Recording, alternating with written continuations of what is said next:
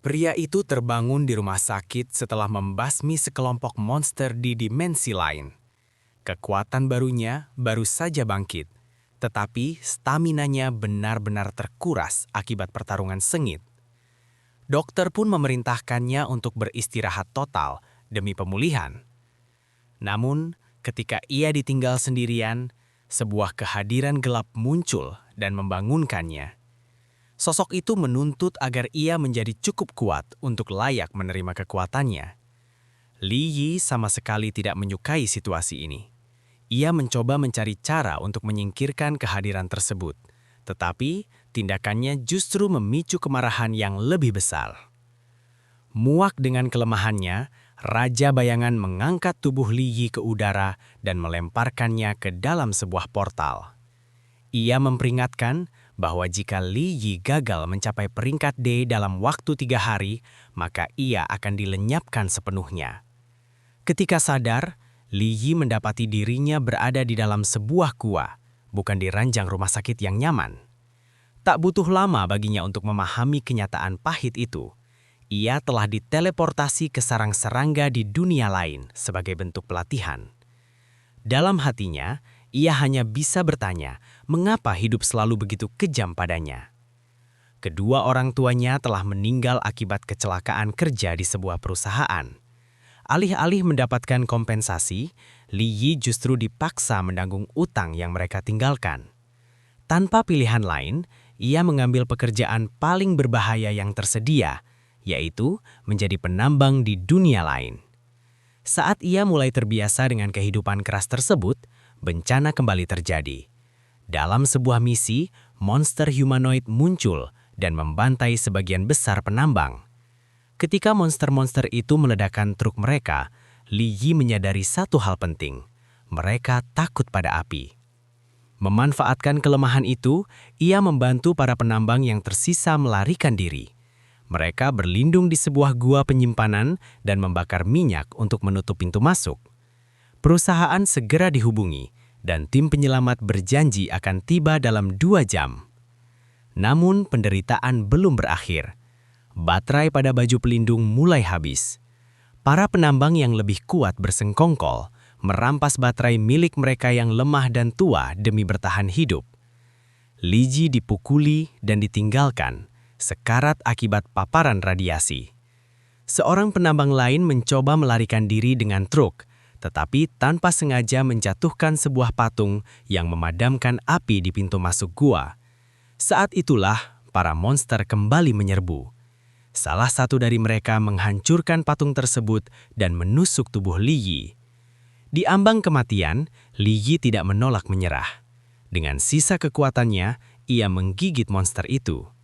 Pada saat itulah, Raja Bayangan yang tersegel di dalam patung memasuki tubuhnya. Kekuatan baru langsung mengalir. Li Yi membantai para monster satu persatu tanpa kesulitan. Ia bahkan membalas para penambang pengecut itu, merebut kembali baterai yang mereka curi dan memberikannya kepada mereka yang masih bertahan. Setelah itu, Li Yi melangkah keluar dari gua. Dengan kecepatan dan kekuatan yang melampaui batas manusia, ia membentuk pedang bayangan dan menghabisi setiap monster yang tersisa.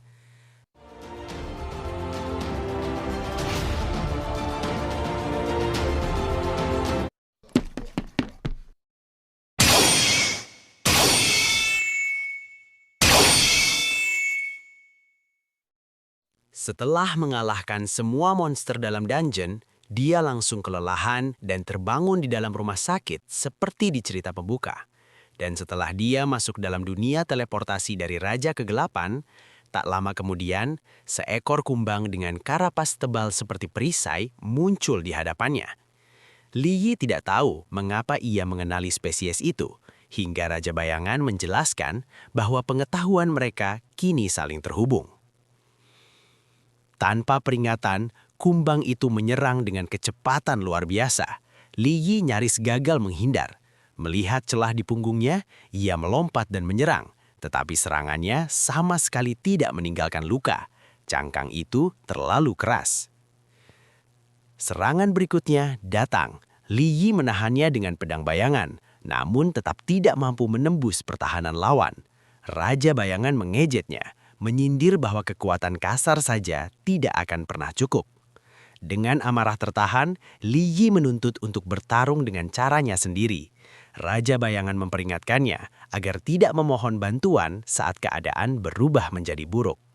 Dia beradu dengan kumbang itu cukup lama, frustasi karena tak kunjung menemukan titik lemahnya.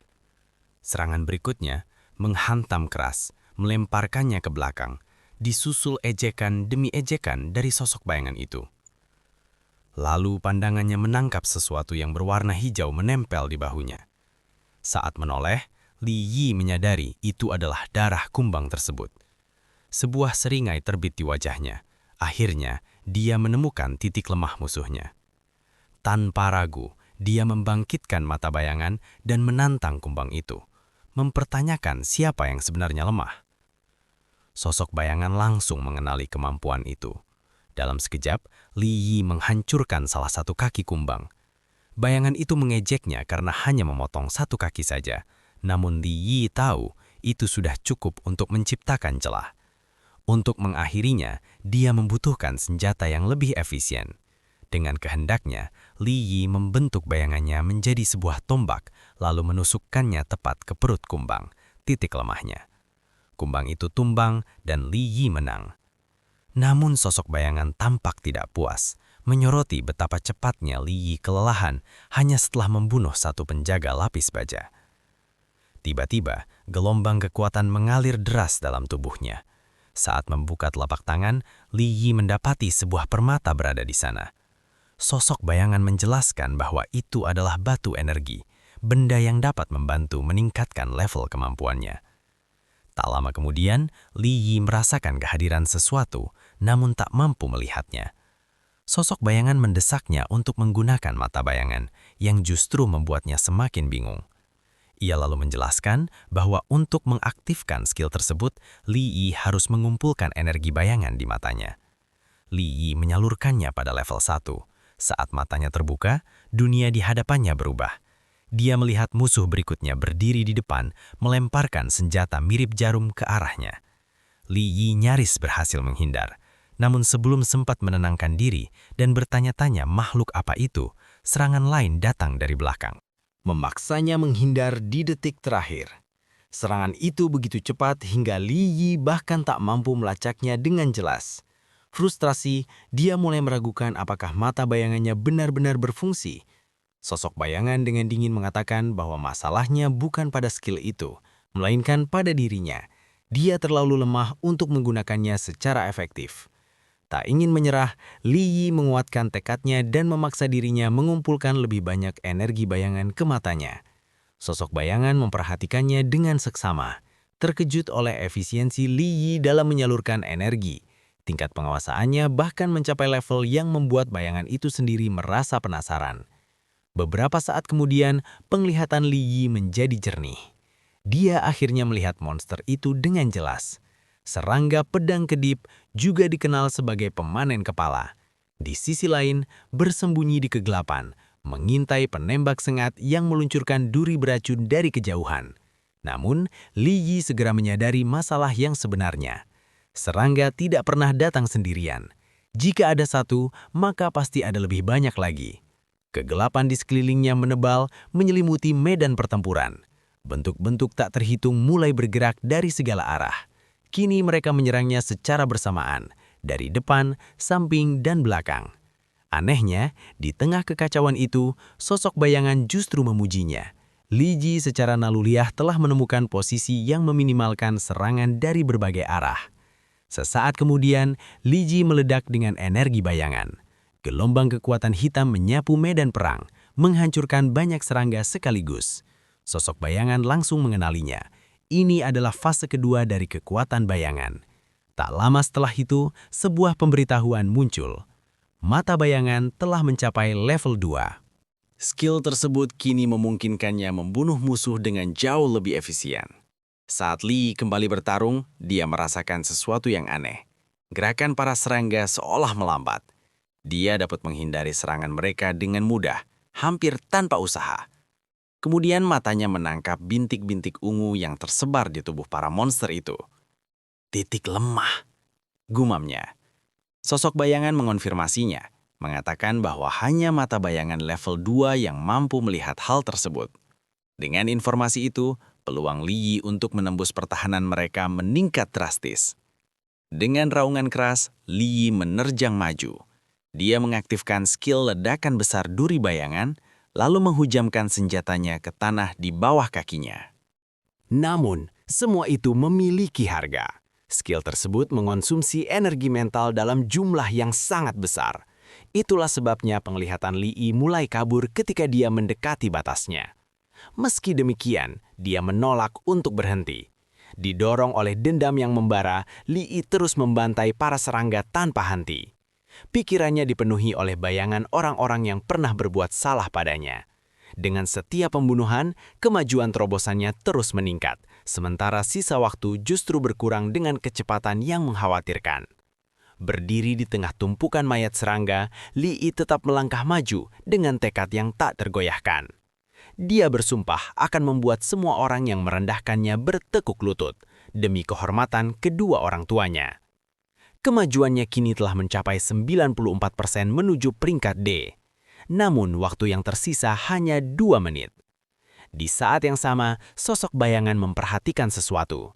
Kebencian Li Yi terhadap manusia justru menguntungkannya. Emosi itu menutrisi energi bayangannya. Ia pun mendesaknya untuk bergerak lebih cepat, mengingatkan bahwa waktu hampir habis. 7 detik tersisa. Li Yi memaksa dirinya melampaui batas, mendorong kemajuan terobosannya hingga 97%. Sosok bayangan langsung menyadari apa yang ingin dia lakukan. Li Yi meledakkan seluruh sisa energi bayangannya dalam satu pertaruhan putus asa untuk menyelesaikan kemajuan terobosannya. Lebih berani dari sebelumnya, dia mempertaruhkan semua yang dimilikinya, melepaskan gelombang energi bayangan yang dahsyat. Energi itu menyebar dan meledak ke segala arah, menghantam para serangga di sekitarnya tepat saat waktu habis. Ledakan energi bayangan tersebut menghancurkan setiap serangga tanpa sisa. Pada akhirnya, terobosan itu berhasil.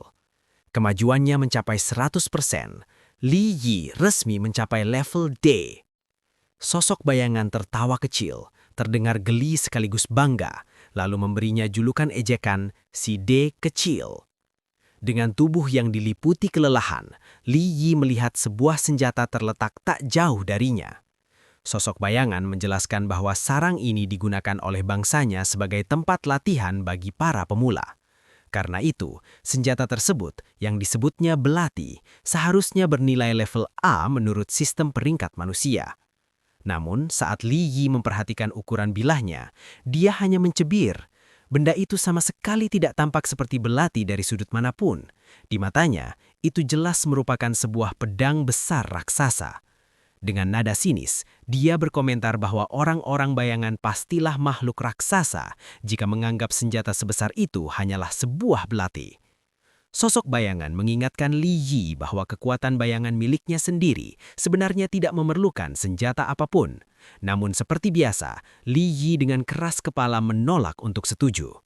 Dengan seringai tipis, dia mengeluarkan beberapa belati langsung dari bayangannya, jelas berniat mengandalkan skill dan senjata sendiri. Sosok bayangan pun menjadi penasaran, bertanya-tanya apakah Li Yi benar-benar mampu menggunakan senjata sebesar itu dengan cara yang benar. Li Yi menegaskan bahwa dia sama sekali tidak berniat menggunakannya. Dia berniat menjualnya.